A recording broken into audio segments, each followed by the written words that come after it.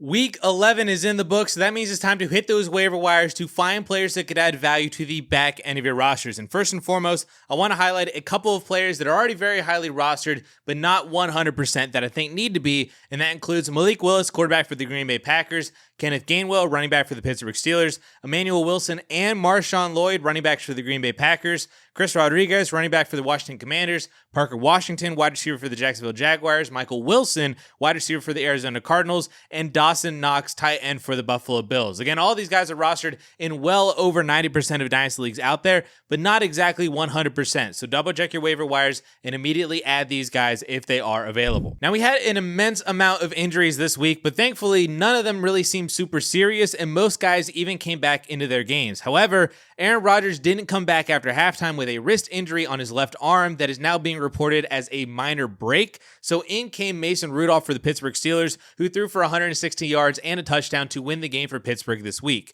Now, Bengals defense aside, Rudolph has been fantasy relevant before, most recently on the Titans last year with 4 top 16 performances in effectively 6 games played, all pretty much 17 plus fantasy points. Now, I wouldn't say this Pittsburgh Steelers offense is significantly better than the Titans offense last year, but it is better. And if Rodgers does miss time, including a Week 12 matchup against the Bears with Justin Herbert, Bo Nix, Tua, and Marcus Mariota on bye, you might just need a fill-in starter at quarterback for Mason Rudolph, assuming Aaron Rodgers is out. Now, at the running back position, Basal Tootin went down with an ankle injury that he did not return from, which led to more work for Travis Etienne to ice the game away versus the Chargers. However, LaQuint Allen also saw 8 carries for 36 yards after Tootin went down, and he should be the new handcuff for Etienne should Tootin be out for an extended period of time.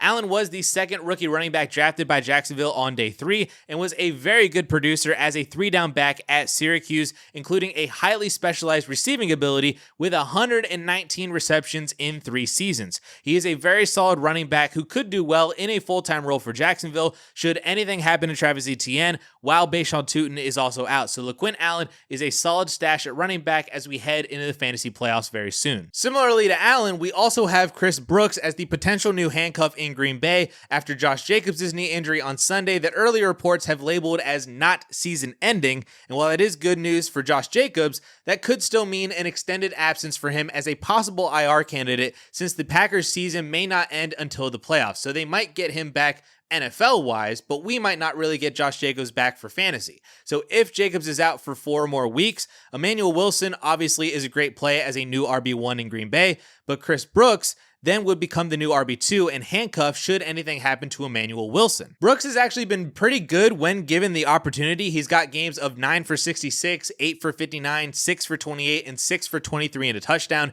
as his only 4 games with 6 or more carries in his career.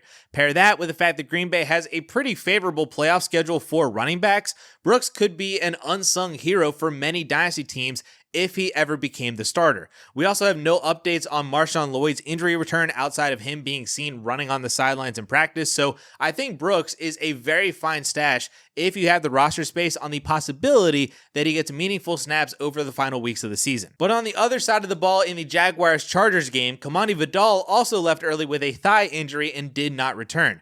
Now, the good news for Vidal, at least, is the Chargers are entering a bye week, so he now has 2 weeks to get healthy and return for week 13. But should Vidal be out, Hassan Haskins is also on IR through week 13, and Omarion Hampton's status is up in the air after the bye.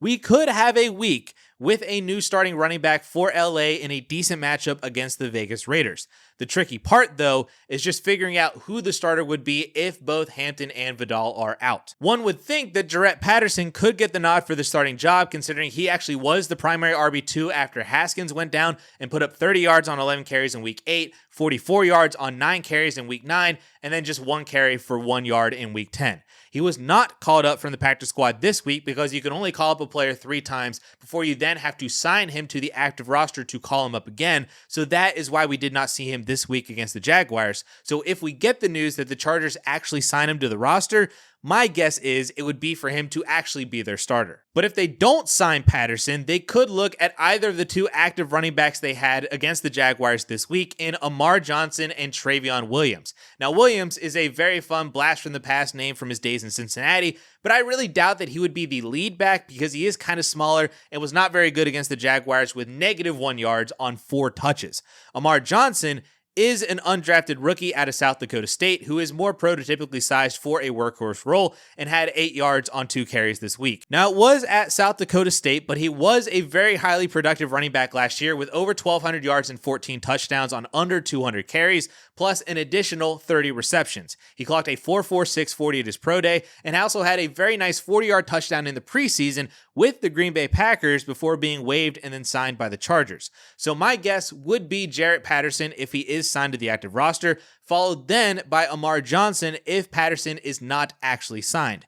Either way, you are going to have to hold these guys through their bye week this week to even have an opportunity to play them in week 13. And this is again assuming that both Kamani Vidal and Omarion Hampton are inactive that week. I think they are both worth a stash if you have the roster spot now, and then you can cut them in a week or two if they are still backups. Now, similar to the Chargers' backfield uncertainties, we also have the Falcons' wide receiver room should Drake London miss time with his knee injury. Darnell Mooney, of course, would be the primary beneficiary, assuming that he too could also stay healthy as he's been in and out of the lineup all year, including this past Sunday. Kyle Pitts and Bijan Robinson could also benefit from increased target shares too, but someone else I feel like has to catch passes for Atlanta if Drake London is out, especially because of the massive void that London would be leaving if he is sidelined. So this is where we then have to start making arguments or start spinning narratives for who the best pickup actually is in this receiving room after Darnell Mooney. Kadero Hodge is the 8-year veteran who has been on the team since 2022, and I would say has the most experience and production of the possible fill-ins that we have, though he still really isn't anything great. He is 6'2", 210 pounds, so he has the size for the outside role that London had, and also was a starter for the Falcons back in Week 8 when London missed that game, seeing 8 targets on 66% of the snaps. That was also the Kirk Cousins game, which could explain why he only caught 3 of those 8 targets, but at least there is the willingness to use him in a game without Drake London this year. And it also sounds like Michael Penix is going to miss some time from his injury too, so we once again could have another game with Kirk Cousins as a starter, with Kadero Hodge as a starter as well, just like we had in Week 8. So I think Kadero Hodge would be my primary add of this whole entire group if Drake London is out for an extended period of time. David Sills is next, this being his first year with the Falcons, and is also a huge X-receiver type at 6'3", 211. He did play 90% of the snaps in that Week 8 game without Drake London, but he wasn't a starter and he only saw 3 targets. But the snaps were there, more so than they were for Kadero Hodge, and maybe David Sills is a dart throw also if Darnell Mooney were to miss time too. Then lastly, we have Casey Washington, who I think is viewed as more of the Darnell Mooney replacement by the team, but could still be at least worth a mention for dynasty purposes. He did have 2 games playing over 80% of the snaps in weeks 1 and 6 this year, seeing 6 targets for 33 yards in one game, and then 2 targets with no receptions in the other. I think he is a better name than David Sills, but it also does feel like he requires Darnell Mooney to be out along with Drake London, so he needs more of the cookie to crumble his way to even be considered as an option for fantasy football. Either way, though, this is all assuming that Drake London misses time, so I would just go with Kadero Hodge, but the other 2 could be worth a mention, especially in super deep leagues. Now, lastly, as a waiver wire name to add this week that isn't directly from an in-game injury on Sunday, we have Isaiah Hodgins, who returned to the Giants roster and receiving room this week as their primary outside receiver because of Darius Slayton's hamstring injury last week that kept him off the field this week and possibly will keep him off the field further down the road. Hodgins saw 6 targets this week, which was second behind Dwandale Robinson, and caught 5 passes for a team-high 51 yards in Jameis Winston's first game of the year. Jackson Dart probably is back next week if he clears concussion protocol, but whether it's Dart or whether it's Jameis Winston, I honestly just think that Isaiah Hodgins could be a more than capable desperation flex from all the injuries that we have now or remaining bye weeks, because this Giants receiver room is just so depleted, and Hodgins really isn't that bad of a wide receiver. I would rather start him than any of the Falcons receivers I just mentioned, or even honestly some starters on other bad teams that you might be considering right now. He is probably a top 50 weekly option at receiver so long as Darius Slayton is actually out, which is fine for a wide receiver 4 that some of you might just need right now. So go ahead and find Isaiah Hodgins on waivers and maybe even start him if you really need him.